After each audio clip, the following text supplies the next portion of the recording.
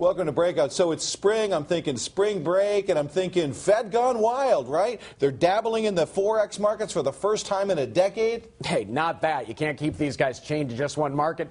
Last week, they also demanded, that is to say, they allowed some of the banks that were under TARP to begin buying back stock and raising their dividends. It's the kind of thing that drives free marketeers like us, and not to mention Jim Rogers, absolutely nuts. Let's take a look. Jim, how is QE2 quantitative easing going to end? Well, it's going to end with higher interest rates, higher inflation, lower U.S. dollar, currency turmoil. It's going to end very badly for all of us. I mean, it's a disaster what they're doing. The good news is that they're making so many mistakes that ultimately will mean the demise of the Federal Reserve, and we'll finally get rid of the central bank in the United States. Dare to dream. In the meantime, and I'm not sure we can do this, but I believe as stock commenting guys, we have the power to choose the next Fed chair. I just chose you. What is the best strategy we can do for the smart guys? Close the Federal Reserve.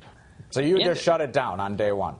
Yes, look, we've had 3 central banks in U.S. history. The first 2 disappeared. This one's going to disappear, too. Between Greenspan and Bernanke, they make so many horrendous mistakes.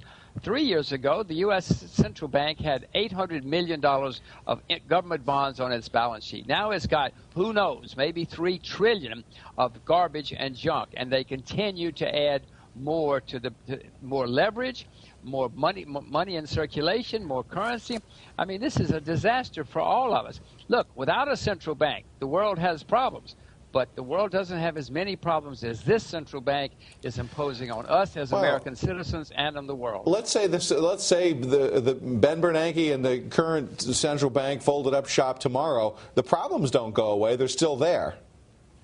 Well, fine, I agree. But right now what we have was problems in the central bank throwing gasoline onto a fire. At least somebody's got to try to put the fire out. If we didn't have a central bank, we could start figuring out how we're going to put the fire out. These guys are just stoking the fire. So when Ben Bernanke says he has the tools ready to go to extract himself from this situation, your reply to him? Oh, please, you're bad for my nervous system. Come on, the man has never been right. Did you go back? I mean, there are people doing studies of everything he said in the 6 or 8 years he's been in Washington. The man's never been right about anything. Why do you guys even listen? I guess you have to because you're the media. But he's never.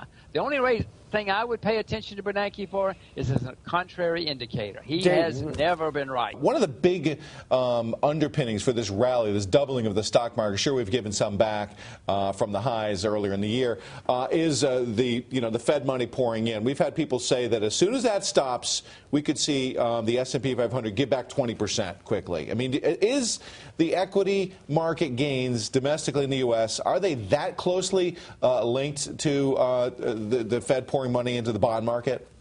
Well, the U.S.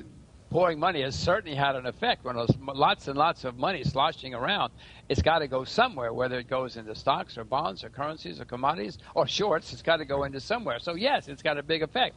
The problem with that scenario is everybody expects it to happen. So usually what happens is something else happens because people are geared up expecting that to happen. I would not be surprised if something else happened. But the stock market needs to have a rest. I mean, you pointed out it doubled in 2 years. That's not normal. But people argue, Jim, they'll say, well, geez, the earnings are strong and growing, and on a relative basis versus pouring money into treasuries, stocks look good. Well, I certainly wouldn't pour money into treasuries. You asked before about my expectations list. I'm gearing up to short the U.S. Treasury again. Yes, stocks have been great. But I would remind you that profit margins in the U.S. are at the highest they've been in 18 years. Yeah. Now, when you have something that's the highest in 18 years, it usually doesn't get much better. It might get some better, but not a whole lot. So what is there to look forward to? Well, not very much. Maybe a decline in your short positions. You're short the NASDAQ. Is that just across the board on the entire kind of NASDAQ complex, or are there specific areas of the NASDAQ that you're particularly bearish on? I'm short the technology ETFs. I'm short it. ETFs are wonderful these days. You can do a lot very easily and very quickly. And when I was looking for things as hedges, the emerging markets and the NASDAQ technology stocks were the ones that have gone up the most. That's where the biggest excesses are. That's why I shorted there. And one final question, Jim, if we can clarify. You had mentioned you're short the emerging markets as well. That's actually been working out well for you. Does that story turn around and change and you get long again the emerging markets? Well, I said before, you know, I'm watching what's happening and expecting to act sometime. If the markets keep collapsing, then of course I'm going to have to cover my shorts. So yes, I may well be covering my shorts this time next week, this time tomorrow, this time next month. I don't know. I don't know how things will evolve. But it's clear that there's been a major collapse in emerging markets, and usually when things collapse, you should go the other way. Fantastic. Jim Rogers, thanks very much. Appreciate it. Terrific. My Thank you. pleasure. My pleasure. Good luck with the show.